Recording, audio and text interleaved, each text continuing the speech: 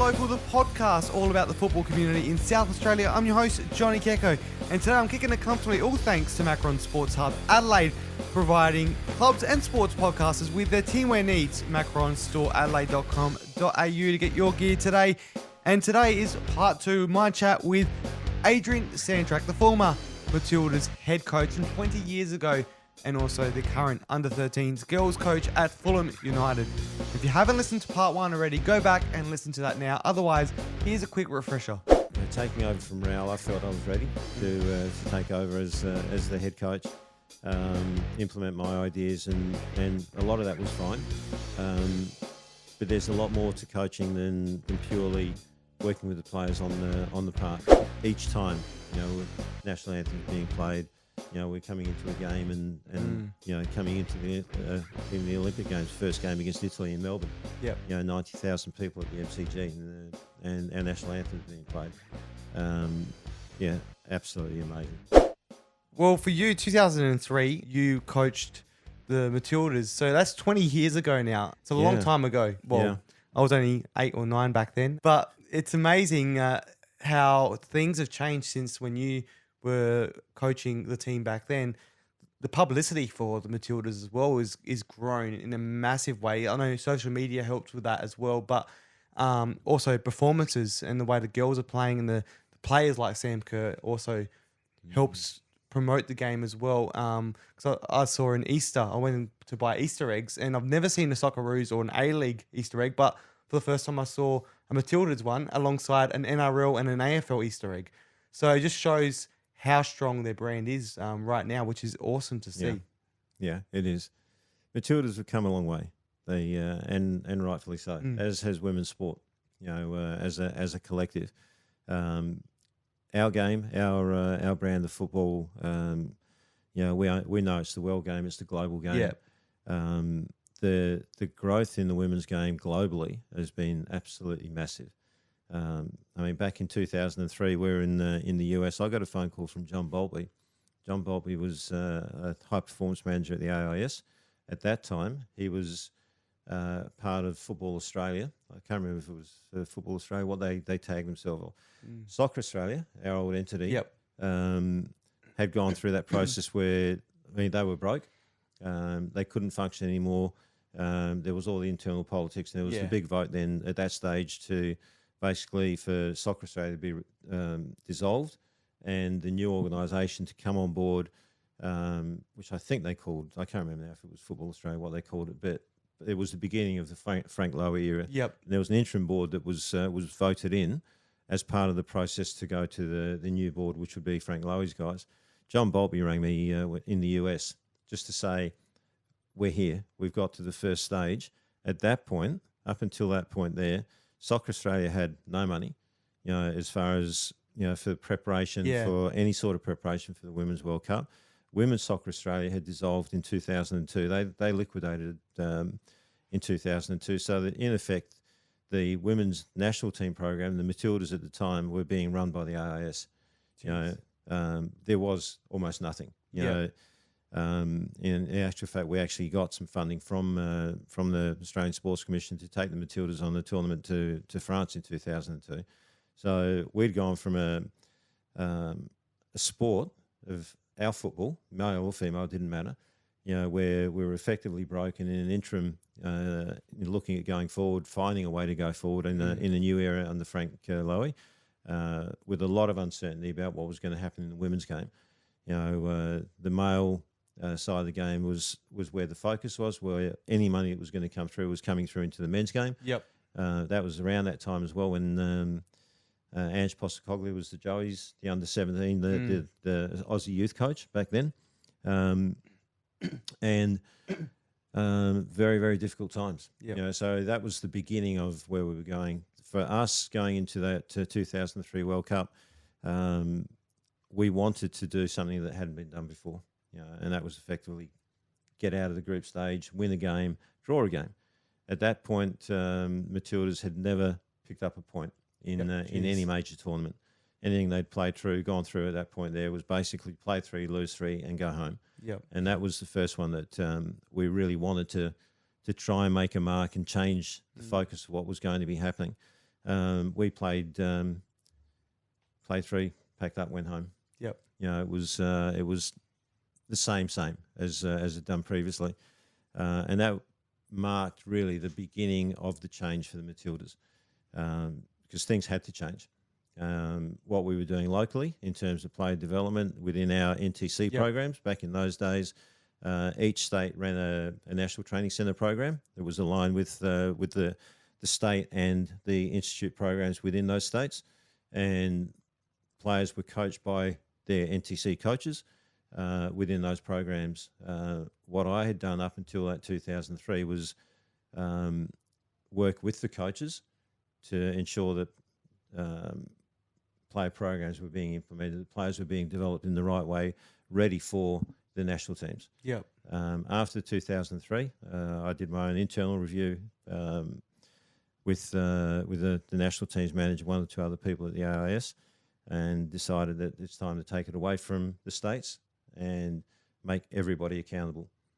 In doing so, I made a lot of non-friends. I won't say enemies, but it upset a lot of people, because basically what we did with the resource at the AIS, create a program that every state had to follow, and every NTC coach was accountable for how their players were being developed. We put in place a whole range of measures that could be measured. Whether it was through a beep test, whether it was through physiological testing, a whole range of things in terms of skill things. We basically put a whole range of things together that each time players came in the camp, we would be testing players against those standards that we set. Yep.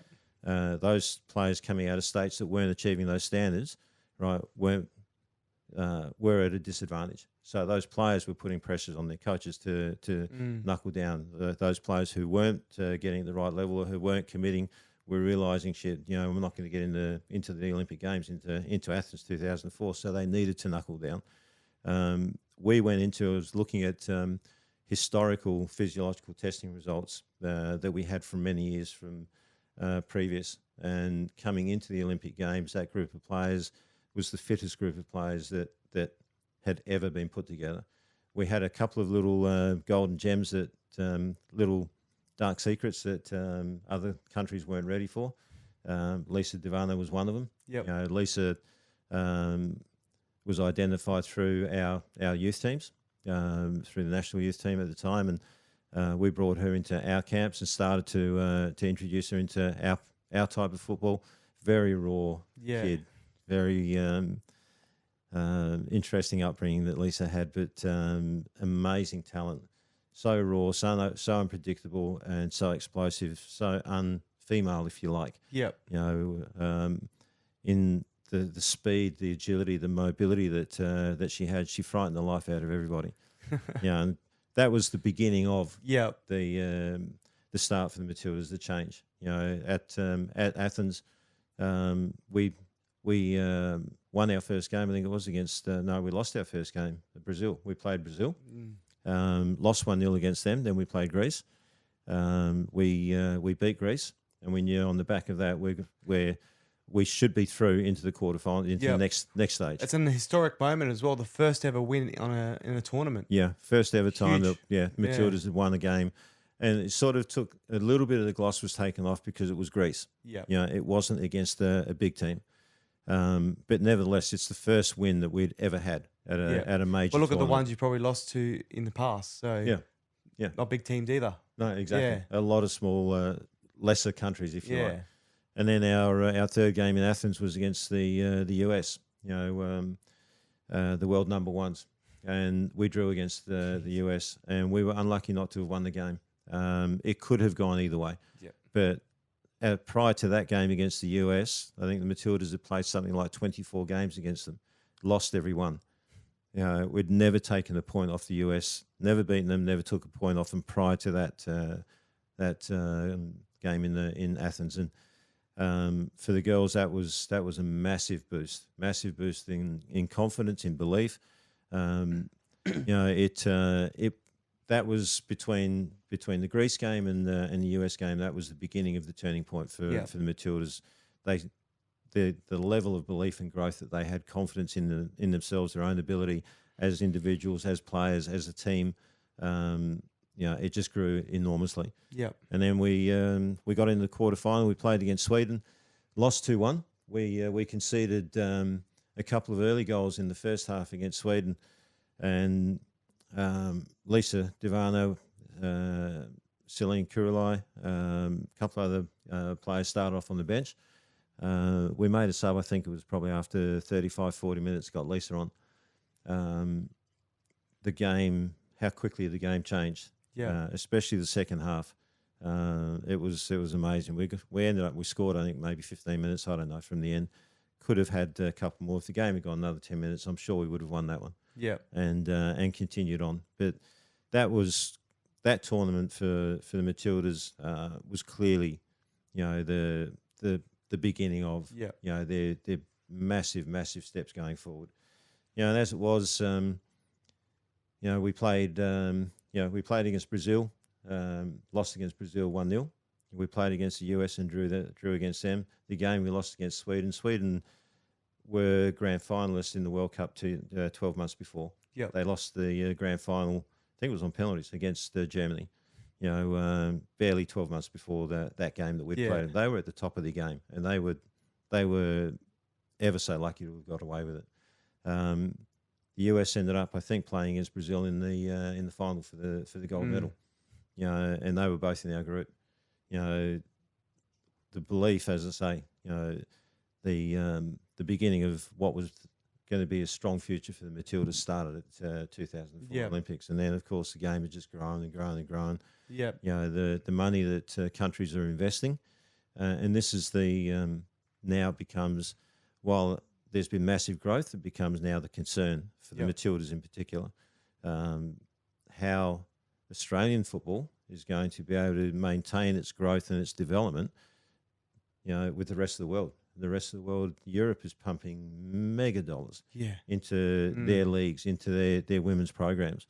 There's any of the top 6, 7, 8, possibly 10 teams from Europe, awesome teams. They're absolutely awesome. Canada have stepped up with theirs. The US is still around the mark. South America are throwing more money in. Spain, who 4, 5, 6 years ago you wouldn't even talk about. Portugal, you wouldn't talk about. They've gone through the roof. The African nations are still poor. Financially, they're not. They don't have that same development that the other countries have got. But this World Cup is big for us in Australia. Big for the Matildas, but it's also dangerous. There's a lot of expectation of the Matildas to go on. That first game they've got against Northern Ireland, beware. Beware, it's not going to be an easy game. No, definitely won't be. But it will be exciting to see them, though, play here. Tickets went back on sale. As we're recording it today, it went back on sale, some extra tickets. And it's hard to get a hold of some good seats now because everyone's gone for the Matildas games or the grand final, the final, which is in Sydney as well. Same Stadium Australia. It's going to be a big game. A lot of eyes are on it. There's going to be more eyes on it. But the people, there's a lot of skeptics out there at the moment. Do you reckon... the media's kind of grown with the game over the years, the coverage for the women's game and also just for football in general from where it was 20 years ago. But do you reckon it should be a lot bigger in the media at the moment for the Women's World Cup, or is it in our favour a bit better that it's not as prominent with some media? There's some media that are still not. I'm not a fan of Australian media. Nor the AFL. Yep.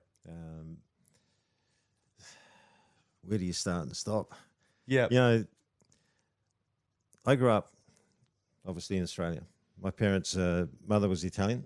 Yeah. Father from the old Yugoslavia.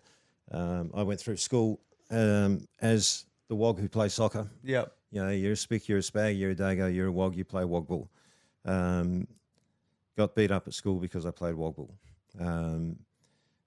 Nobody can tell me that Australia isn't or hasn't been a racist country, and that's sad. And I'm Australian. I'm not saying Australia, separating myself. I'm part of the whole thing. I see when I look at Australia's media and I look at AFL's in particular role within Australian media, I can understand why soccer doesn't get the benefit of great exposure through the media. You look at the bid that we had for last year's World Cup. That bidding process that went through.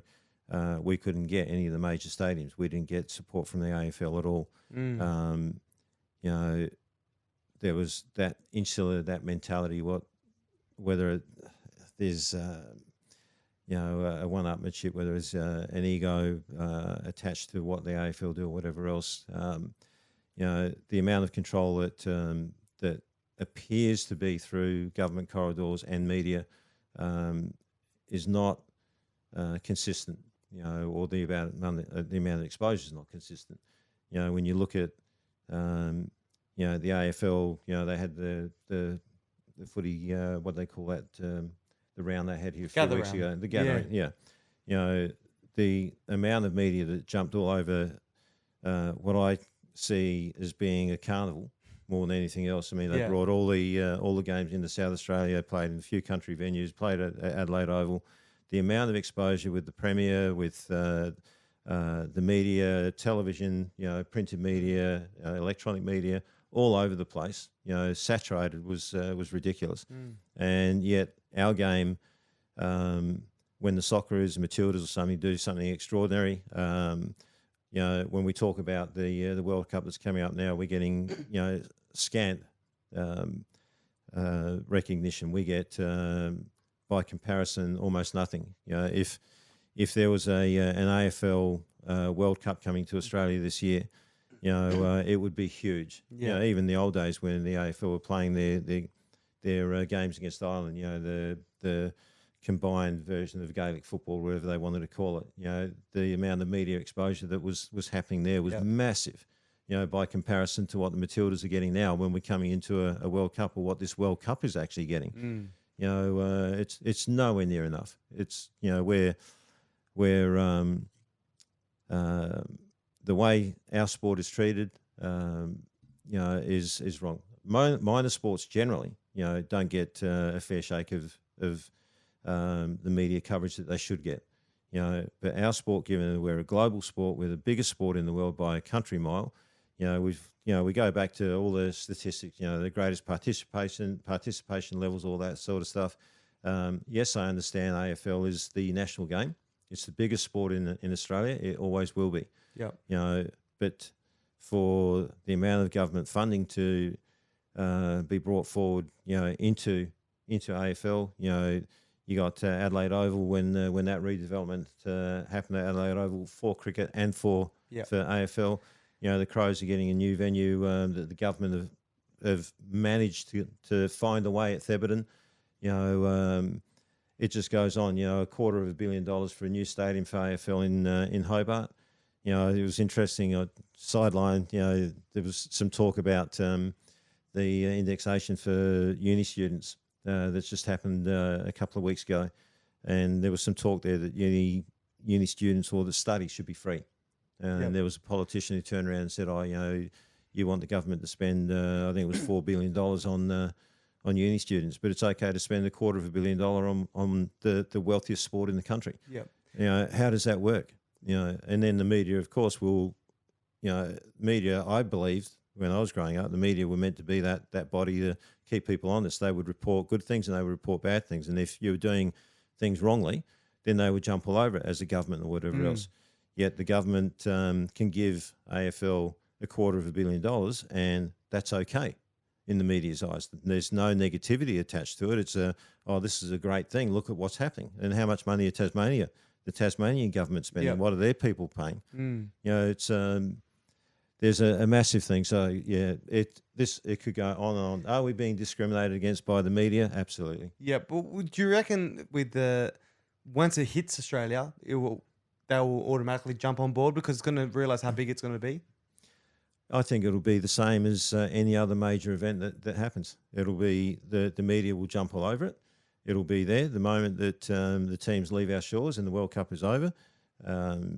back to normal. It'll be back to normal. You'll be long forgotten. Yeah, and talking about funding as well, in the local game, we've seen that it's had to happen so that we could get the World Cup. We've seen funding to local venues. Cooper Stadium got the redevelopment. It took us to get the World Cup to get that redevelopment, and also some grounds of local grounds have got funding to have the training bases. It's interesting you say that. The my understanding, and I stand to be corrected by anyone who knows better, but my understanding is that with the government spending the $40-odd million on Coopers, that $40 million wasn't to get the stadium compliant to FIFA standards. If the World Cup stadiums were being chosen to be compliant to FIFA standards, we wouldn't have a World Cup in Adelaide. Yep. Right, that stadium, the $40-odd million wasn't to. It was to provide upgrade of services, upgrade of facilities to meet some of FIFA. But in order to make it a FIFA compliant stadium, they needed to spend a hell of a lot more than they did, and they weren't prepared to do so. I believe that Adelaide got the group stages more so on the strength of the legacy proposal that it had put forward, because we wouldn't get the money from the government to upgrade the stadium to make it a compliant stadium. Yep. So while the government spent, $40-odd million on Coopers, really quite a pathetic effort. Just another upgrade. Let's get another few change rooms. Let's get some corporate facilities. Put a grandstand on the roof, a roof on the eastern grandstand that doesn't keep the sun or the rain out from anybody anyway. I think it's a pathetic effort from our government to, because they quite easily, I believe, could have lost the World Cup. Well, it's good. Good that we do have it now. I'm not well versed in the area to know exactly the backgrounds to know to be able to correct you or not. But to have it here in Adelaide now, let's talk about the games coming here now. We've got 5 games. We've got 4 group stages and also a knockout stage here in Adelaide. How good is it for the local game as well?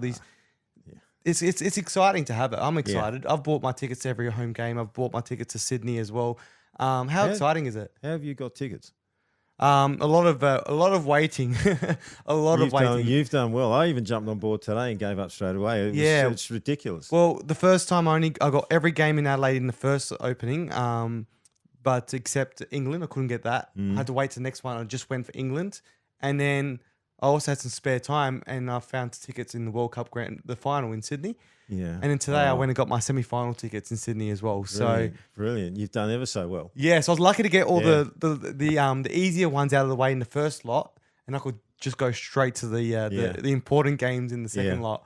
I think you have to be strategic about it, but hopefully there's more coming out. But it's exciting to see what it's going to be like, and the buzz it will create for the future of women's football as well. The buzz is going to be huge. The buzz through Adelaide, the buzz through right around the country, is going to be massive. Game day in the stadiums. I hope that somehow the energy that's around the World Cup, can translate on a daily basis, through the city, through the country areas. Not just wait for the atmosphere around Hindmarsh or around Coopers, but try and have that atmosphere right through and make it a full carnival, a full festival, for a longer period of time.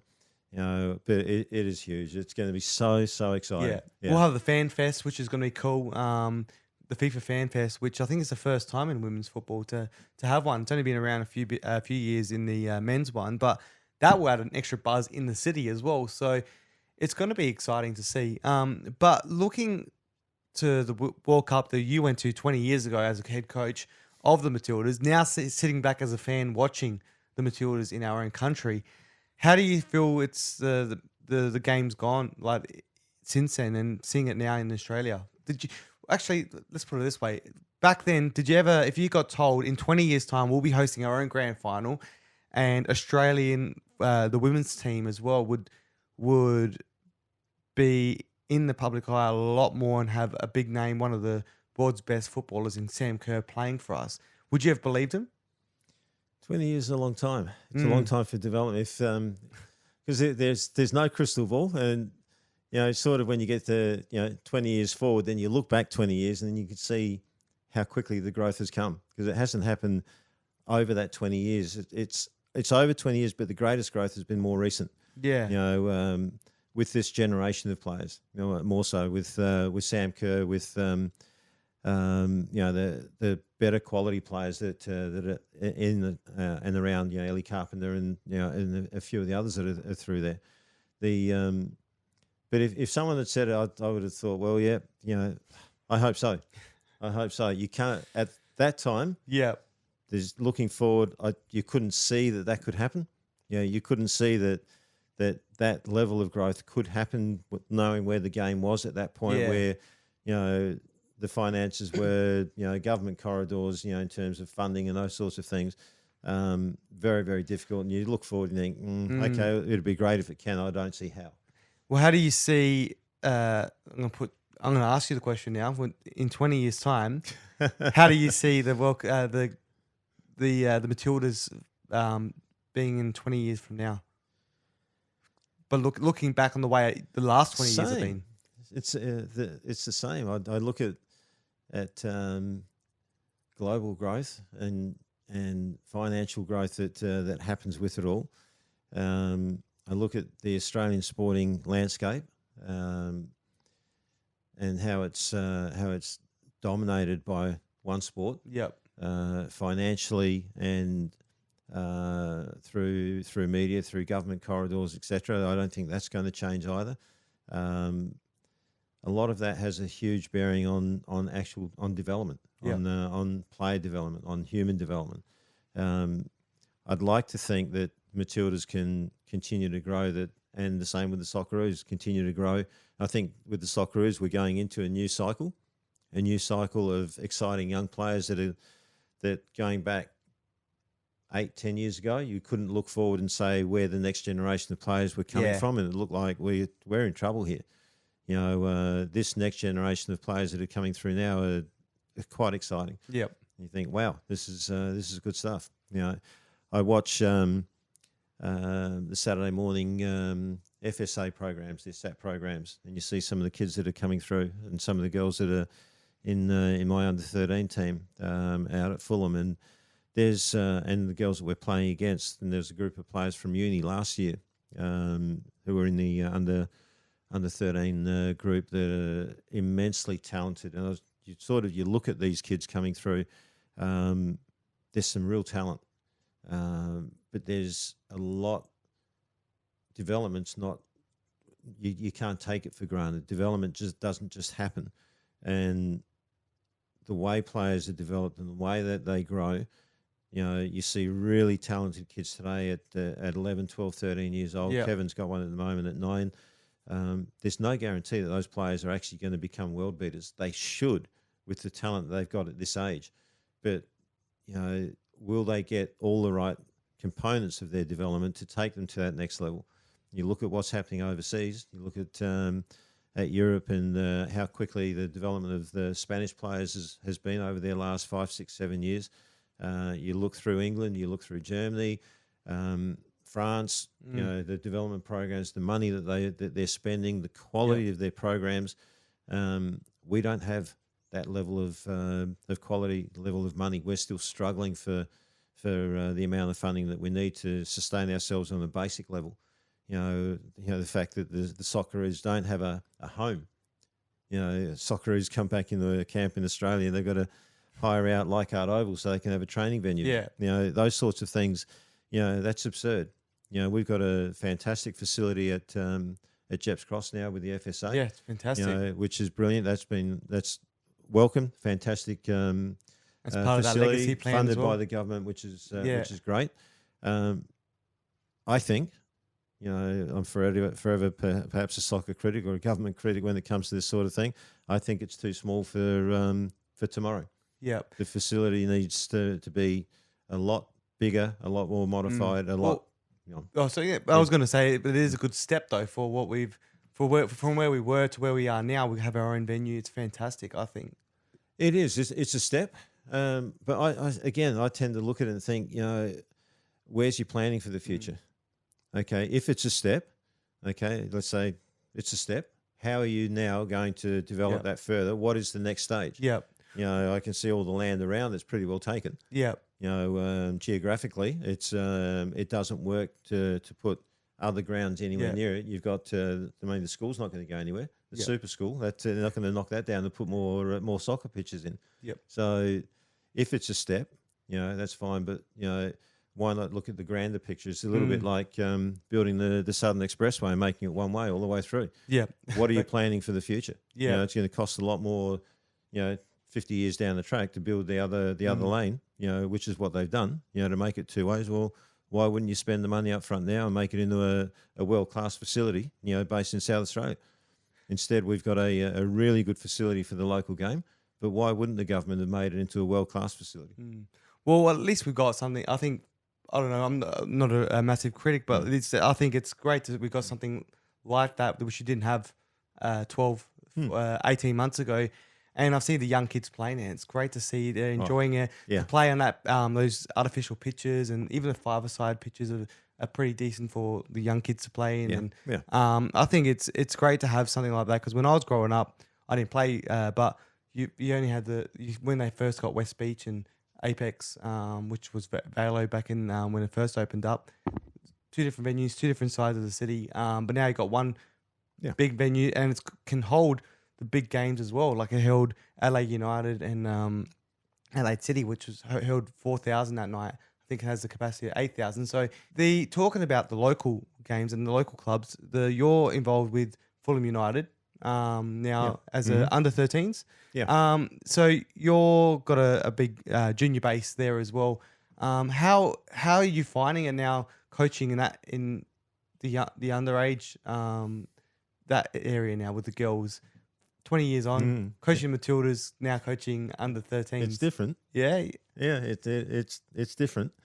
But they're all different challenges, whether, with working with the Olyroos, or whether it was with the Matildas, or, coaching at the local NPL with, a couple of the clubs here when I'd coached at White City or Olympic, and then, in the WNPL, and then now with these kids, they're all different. But it's all coaching, it's all development, it's all growth, it's all education, it's all helping players to grow and develop and become who they can be. Yep. At Fulham, my daughter Mia, she's 12 now, and she's been playing at Fulham now for 6-7 years. Started off, I think it was in the under sixes with in the boys, and once you're there and you're watching your kids and you're watching other kids, there's always a buzz around watching kids play, chasing a round ball around the place. It's huge. And Fulham's a good club. We sort of fell in there. We lived close. We had other options, but went to have a look at what they can offer. And it's a very good club. They've got their focus, their reason for being there is for junior development. Yeah. It's the reason that the club had started in the first instance. It's the reason why they're there. I've got a far greater appreciation for volunteers than I've ever had. And whichever club you go to, and we know that all sports, amateur sports in particular, run on the back of the blood, sweat and tears of volunteers to keep them alive and spend so many hours and so many difficult moments, to keep their clubs going.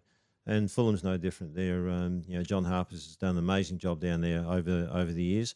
One person couldn't do it all. Now this year, Michael Consalvo has come on board along with a new committee. They've separated a lot of the duties to make it more streamlined and give a better presence and a better, I guess, beginning or a stronger progression towards a better culture for these kids for development and both male and female.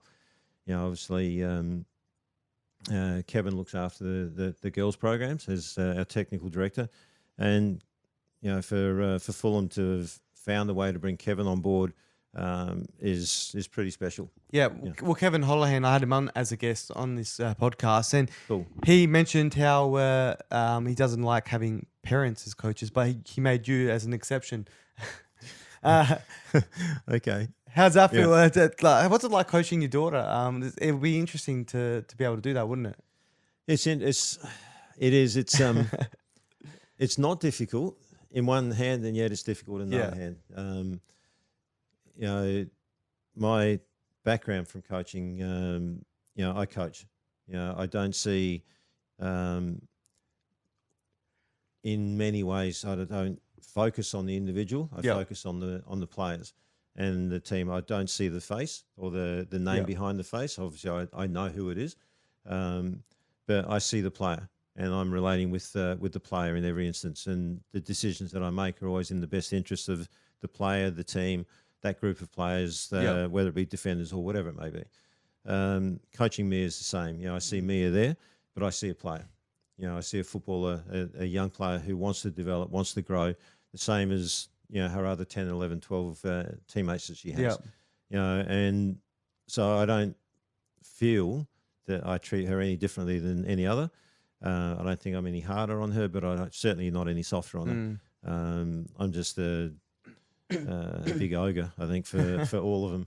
To try and make them all scared of me, but it's fun. Yeah, there's a lot of enjoyment, a lot of satisfaction. There's frustrating moments as well with, you know, with hoping to see a quicker rate of development. You know, understanding that development is incremental. You know, you may not get any development out of a player in a short period of time. You know, you may see some incremental development. You may see, you know, quite quick development in some players, but it's a little bit up and down. And players, you know, will improve to a point, then they'll plateau a little bit, may plateau for a long time, and you want to see better development happening. Sometimes the information that we're trying to get through doesn't sink in. Yeah. But, you know, you also have to understand that, you know, the way human nature works, that you know, you can repeat the same message over and over and over. You might do it for a week, you might do it for a month, you might do it for 6 months, you know, and eventually the message will get through. You don't know why it gets through. You know, it might be, you know, as I say, it might be instant or it might be a long way down the track. But when it gets through, it's really satisfying. Yeah. Because then they're doing something that's better, that's benefiting their game, that's benefiting their futures as they go. You know, and Kevin's much the same, of the same mindset with that sort of thing. So while, you know, I guess I'm lucky. Mia's not so lucky, but I'm lucky to be able to coach her. Yeah. You know, it's great for the club that, you know, they've got a really good structure, and a strong culture for development for male and female. They're doing things a little bit differently between the two. Kevin's the technical director with the girls, and has got really good control and communication with the coaches. He knows the players and is able to relate to players really well. Whereas on the men's side, they don't currently have a technical director. They've had technical directors in the past, and it hasn't quite worked out in the best way that the club would have wanted. Yeah. You know, so they've gone in a different way at the moment with their development with the youngsters, with coordinators at different age groups, and that seems to be working quite well for them at the moment. You know, perhaps in the future they may have a you know, I don't know, a better focus on finding a technical director, but the development is you know, is difficult. You know, but the club's doing a fantastic job in creating a forum, creating an environment for these kids to be able to develop, to grow, to have a place to play the game and hopefully love the game. Yep. You know, right from the mini roos coming through and all the way up. You know, first thing for these kids is to learn to love the game. Yeah. You know, you hear, you know, love chasing the ball, love kicking the ball, love massaging the ball, love taking the ball to bed with you, sleep with the thing. You know, just love the game. And then if these kids, as they're coming through, they're loving the game and the club's doing the right thing, that now Fulham very clearly they've got such a strong positive environment right through. You know, it's a great place for kids to be. Yeah. And then it's a great place for coaches and for parents to hang out and look and just watch all these kids just run around the place having the ball. Well, it's good to see. It seems like you're enjoying it by the way you're speaking about it, that you really enjoy being there at the club and doing what you're doing. Yeah. I still get a buzz. Yeah. You know, you drive through the parklands even. You know, Yeah.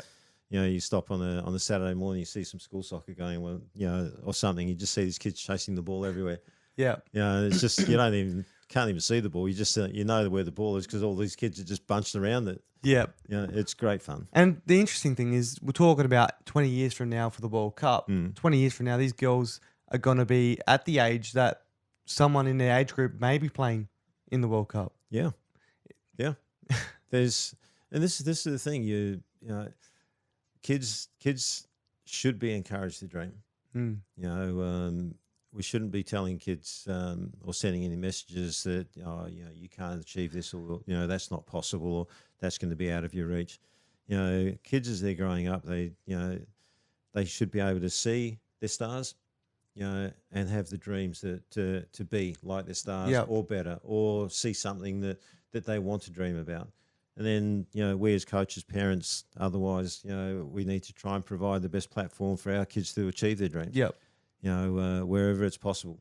Well, yeah, and talking about seeing as well, this another thing back with the World Cup. Yeah. Going to the games, Cooper Stadium, if there's any opportunities for open training sessions at any of the venues, then seeing those players go in there and just seeing the buzz around, that's what I want to do. Yeah. And seeing it on TV is one thing. It's great. You get that buzz, but it's nothing like seeing it here. And we're going to see a lot of it, and it's going to be all around us, hopefully. Yeah. And good point. Training venues. Yeah. Open training sessions. If people can get out and go and be part of that, it's great for the players as well. You've got open training sessions. You've got people who are coming watching the game. You've got crowds, around their training sessions. Those players will lift. Yeah, they can't not lift when there's a bit of a buzz around the stadium, as opposed to turning up at an empty training venue. They'll train well, they'll be focused, they'll be sharp. But if there's a buzz around the stadium, there's electricity that's in there as well. It'll give them a match type feel, and it's brilliant for people to come and watch and see the quality that's out there and see how they apply themselves.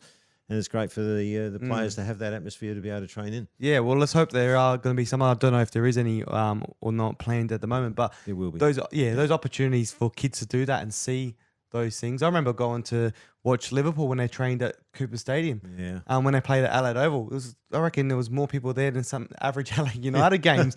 And the buzz is unreal. And then the best bit was after the game, all the parents gave their kids a memory that they would never forget. Father picked them up, chucked them on the pitch, ran across. The security couldn't do anything. So then all the parents, there was like hundreds of kids on there by the end of it. Brilliant. It was great to see, and just watching them running around with a ball, like you just said, on that pitch, and just created a moment for them. And I'm sure those kids would have loved it to do something like that. And it just creates those moments. Forget it. Yeah. And hopefully one day they'll be playing on that pitch. Yeah. I get my memories of back in those, same sort of thing, but back in those days, Highmarsh Stadium, there wasn't, there was the local competition, in the middle of summer, they played the Ampol Cup over, that Christmas, January, February period, as part of the warm-up coming into winter. I played in the they used to have a zone tournament. I played in the Northwest Zone, and the biggest buzz that you got, was to play on Highmarsh Stadium. Yeah. Get out on the park and actually play on. This is our stadium. This is it's amazing. And these kids that get to go, the mini roos who play halftime of the A-League games, they get out on there. It's a massive buzz for them. It's huge. And then whatever they can experience in this World Cup, whether it's at Coopers, whether it's in those training sessions, as you say, they'll never forget the experiences they have. No, definitely not. And they'll inspire them to hopefully do the same and play professionally. Hopefully we'll get to that point. But it's all done. Now I've enjoyed chatting to you. It's been a great chat. We could have been here for hours. Easy. It's been a really enjoyable chat. Yeah, I've really enjoyed getting to know your side about playing, coaching, national stage, and then the women's game in general as well. But let's finish it off with the same questions I ask all my guests that I have on here.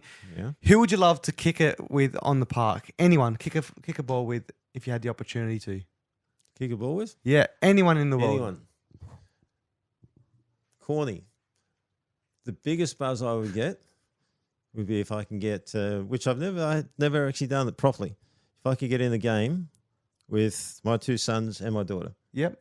And actually have a kick around with them in a proper game of some sort. Yeah, I'd have the biggest buzz for you. So you loved, more than any other player. How old are your kids? 12, 28, and 30. Yeah. Oh, nice. Big. There's a big gap in there, but they're that for me would be the biggest buzz. I'd love to play in something. Yeah. You know, I don't know, media game. It won't be the media. They won't like me. Yeah, anything like that. It would be, that would be for me bigger than having a kick around with Messi or Ronaldo or any of the superstars of world football. Well, on a Saturday night, different question. Who would you love to kick it with on a Saturday night, watching football and have a couple of drinks? I would love to sit down with Guardiola. Yep, that'd be good. Pep Guardiola and Jurgen Klopp. Yeah. And get in their heads. Mm. You know, coaching is one thing. You know, their coaching methods, their philosophies and stuff, but to understand the mind, the thinking. You know, they're arguably the two best coaches in the world at the moment, have been for a while. Their thinking, their philosophies are similar but very, very different. But what it is that makes them tick, what it is that gives them the thoughts, the ideas of putting together the structures that they've come up with. Yeah. Guardiola in particular, you know, his background with through Barcelona and the influence through Barcelona, and the quality of the players, but how he's evolved as a coach and how his teams have evolved. Yeah, that'd be my two. I'd love to sit down with those two. That'll be very interesting to sit down with the both of them. Yeah, and then same one, but who would you do that with locally as well? Include them in that. So, who would you love to include with those two locally? Locally? Oh, maybe Raul Blanco, talk about the old times again, or someone else. There'd be potentially a mix. Yeah. I mean, Raul would love to have that opportunity to sit and talk football. Yeah. So would Les Scheinflug. Raul's son, Danny Blanco. Yep. Daniel Blanco, who coaches out at Western Strikers. I could probably sell tickets to him. I'd make $1 or $2 from him on a seat like that. There'd be lots. There'd be lots of people. You'd almost want to make it an open forum and invite 20, 40, 50 people to sit there and just throw questions at these guys. Yeah. There'd be lots. Well, there you go. Your list is very long. So Too long, I think. They'll probably that list you can try and get through by the next World Cup in 20 years' time, maybe. Yeah, I'll see whether I can shorten it somehow. Yeah. Well, thank you for joining me, Adrian. It's been a pleasure to talk to you and learn about your World Cup, your time at the World Cup with the Matildas, the Olympics, and Ollie Roos, and everything else in between. It's been a pleasure, and I look forward to seeing what you can do at Fulham United with the next generation of women's footballers. Cool, it's been a pleasure, Johnny. Really love it. Thank you. That was Adrian Santrac. Make sure you subscribe to Kicking It Local wherever you get your podcasts so you can get a taste of the SA football community. Plus, follow Kicking It Local SA on Instagram and Twitter so you don't miss any of the action. See you soon.